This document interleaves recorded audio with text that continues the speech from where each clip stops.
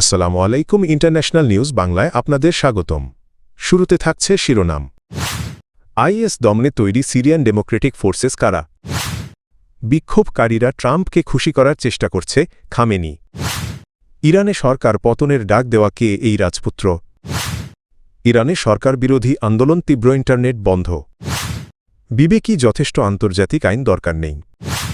সিরিয়ার উত্তর ও পূর্বাঞ্চলে সক্রিয় সশস্ত্র জোট সিরিয়ান ডেমোক্রেটিক ফোর্সেস বা এসডিএফ দেশটির সংঘাত ও আঞ্চলিক রাজনীতিতে গুরুত্বপূর্ণ শক্তি হিসেবে পরিচিত। আইএস দমনে ভূমিকার কারণে আন্তর্জাতিক অঙ্গনেও বাহিনীটি বিশেষভাবে আলোচিত। 2015 সালে আইএস বিরোধী লড়াইয়ের অংশ হিসেবে কুর্দি, ওয়াইপিজি আরব ও অন্যান্য জাতিগোষ্ঠীর যোদ্ধাদের নিয়ে এসডিএফ গঠিত হয়। বর্তমানে বাহিনীটির নেতৃত্বে রয়েছেন মাজলুম আবদি। যুক্তরাষ্ট্রের নেতৃত্বাধীন আন্তর্জাতিক জোটের সহায়তায় এসডিএফ 2017 সালে রাক্কা পুনর্দখলের মাধ্যমে আইএসের বড় ঘাঁটি ধ্বংসে ভূমিকা রাখে। বর্তমানে এসডিএফ সিরিয়ার উত্তর পূর্বাঞ্চলের বিস্তীর্ণ এলাকা নিয়ন্ত্রণ করছে, যেখানে গুরুত্বপূর্ণ তেলক্ষেত্র রয়েছে। এসব এলাকায় আইএসের পুনরুত্থান ঠেকাতে যুক্তরাষ্ট্রের প্রায় 900 সেনা মোতায়েন রয়েছে। তবে তুরস্ক এসডিএফকে পিকেকের সহযোগী দাবি করে সন্ত্রাসী সংগঠন হিসেবে দেখে এবং তাদের বিরুদ্ধে সামরিক অভিযান চালিয়েছে। চলতি বছরের মার্চে এসডিএফ ও সিরীয় সরকারের মধ্যে একটি চুক্তি স্বাক্ষর হয়, যাতে 2025 সালের মধ্যে বাহিনীটিকে সিরীয় সেনাবাহিনীর সঙ্গে একীভূত করার কথা বলা হয়েছে। তবে এই প্রক্রিয়া বাস্তবায়ন নিয়ে এখনও মতভেদ রয়ে গেছে। ইরানের সর্বোচ্চ নেতা আয়াতুল্লাহ আলী খামেনি বলেছেন, দেশজুড়ে চলমান বিক্ষোভের পেছনে বিদেশি মদদ রয়েছে এবং বিক্ষোভকারীরা মার্কিন প্রেসিডেন্ট ডোনাল্ড ট্রাম্পকে খুশি করতেই সহিংসতা চালাচ্ছে।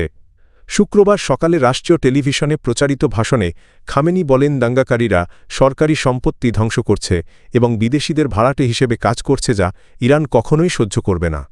তিনি অভিযোগ করেন, ট্রাম্প ইরানের ক্ষতি চান এবং দেশের শত্রুদের সমর্থন দেন। একই সঙ্গে ইসরায়েলের সঙ্গে সাম্প্রতিক যুদ্ধে নিহত ইরানিদের জন্য ট্রাম্পকে দায়ী করে বলেন তার হাত রক্তে রঞ্জিত। খামেনি আরও বলেন, ইসলামী প্রজাতন্ত্র গঠিত হয়েছে বহু মানুষের আত্মত্যাগের মাধ্যমে, আর যারা তা অস্বীকার করবে তাদের বিরুদ্ধে প্রতিরোধ চলবে।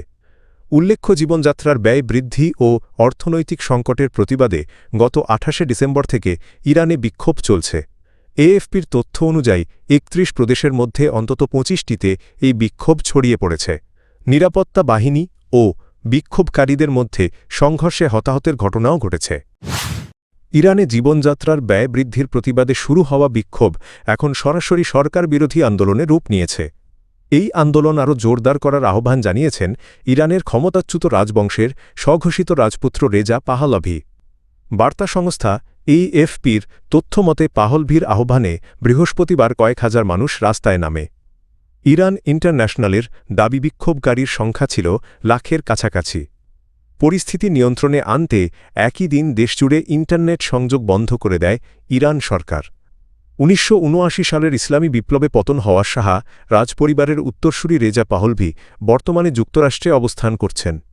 বিশ্লেষকদের মতে তার প্রকাশ্য আহ্বান আন্দোলনের গতি ও লক্ষ্যকে আরও স্পষ্ট করেছে।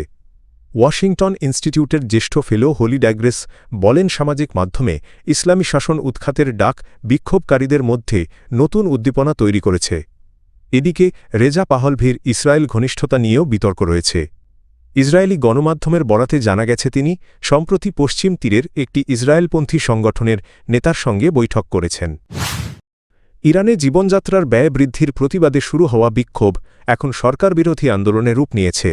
বৃহস্পতিবার রাজধানী তেহরানের একটি গুরুত্বপূর্ণ সড়কে কয়েক হাজার মানুষ জড়ো হয়ে স্বৈরশাসকের পতন হোক স্লোগান দেন।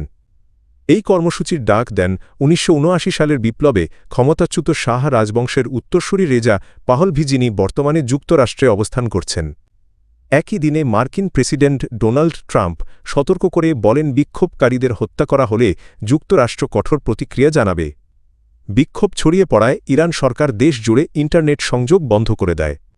নিউ ইয়র্ক টাইমস জানায়, বিচার বিভাগ ও নিরাপত্তা বাহিনীর কঠোর হুঁশিয়ারির মধ্যেও আন্দোলন থামেনি।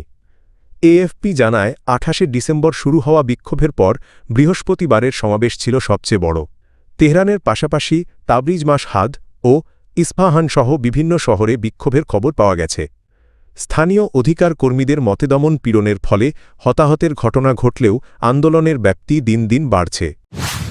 মার্কিন প্রেসিডেন্ট ডোনাল্ড ট্রাম্প বলেছেন, সশস্ত্র বাহিনীর সর্বাধিনায়ক হিসেবে তার সিদ্ধান্তের ওপর একমাত্র নিয়ন্ত্রণ হল তার নিজের নৈতিকতা ও বিবেক।